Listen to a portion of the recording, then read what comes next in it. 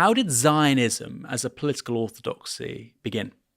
It began, and that many people are surprised when they hear it, it began as a Christian idea, not a Jewish idea. It was part of the dogma of the emerging evangelical Christianity as a result of the division between Catholics and Protestants, and later on, all kind of theological streams developed out of Protestant Christianity. One of them was very strong, was the evangelical Christianity. And a special group of people there called the Restorationists, probably somewhere in the 17th century, definitely towards the end of the 18th century and beginning of the 19th century. We're talking about individuals, and that's why it's not that easy to locate it chronologically. But let's say quite a few years before Zionism appeared as a Jewish idea, for them Zionism was a religious imperative to try and convince the Jews, especially in Britain and the United States, to go to Palestine as part of a divine scheme that, in their eyes, would ignite a process that would bring us closer to the end of times. So first the Jews return to Palestine, then the Messiah is coming back, then there's the resurrection of the dead, the Jews are converted to Christianity, and in various versions, 1,000 years of Christ begin. I mean, with various degrees of conviction, people felt about the next stages, but they were all united about the first stage, that the Jews, as they would call it, had to return to Palestine. Now, these people at first were just theologians, scholars, so that didn't mean much.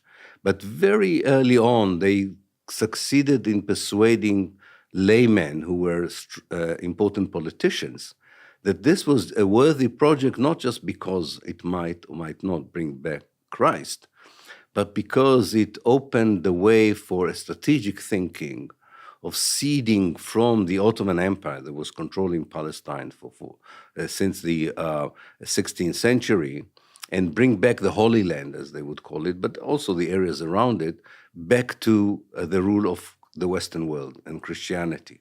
So you had these, at the beginning, this alliance between pious evangelical Christians and more imperialist thinking laymen, I could say, politicians. I think in America it was more religious because America didn't have at that time any imperial ambitions about the Middle East. But for Britain, it was much more than the religion. For British, it was rethinking an old imperial idea. The old imperial idea in Britain that held on, I suppose, until the beginning of the 19th century was that you don't disintegrate the Ottoman Empire. Because if you disintegrate the Ottoman Empire, there will be a fight for the spoils, and everybody would fight everyone, which is how the First World War actually unfolded eventually. And so they were trying to keep it, they used to call it the sick man on the Bosphorus. They knew that the empire was declining, but they would try to hold it together to prevent this, scramble for provinces that used to be ruled by the Ottomans. However, when it came to Palestine, a strong lobby began to emerge saying that Palestine should be part of the Western world. Now, the moment their ideas began to impress Jewish intellectuals in the Central and Eastern Europe, there began to be an alliance between evangelical Christians, imperialists, British policymakers, and leading Jewish intellectuals. And they had their own reasons to want to cause the return of the Jews, as they would call it as well. For them, it was an answer for anti-Semitism. It was the best way to modernize the Jewish people, and it was a despair from the fact that Europe probably would never properly integrate the Jews. So everybody had his own discrete interest, but it was a powerful alliance already in the mid-19th century, definitely towards the end of the 19th century. And this is why, that's how Zionism became.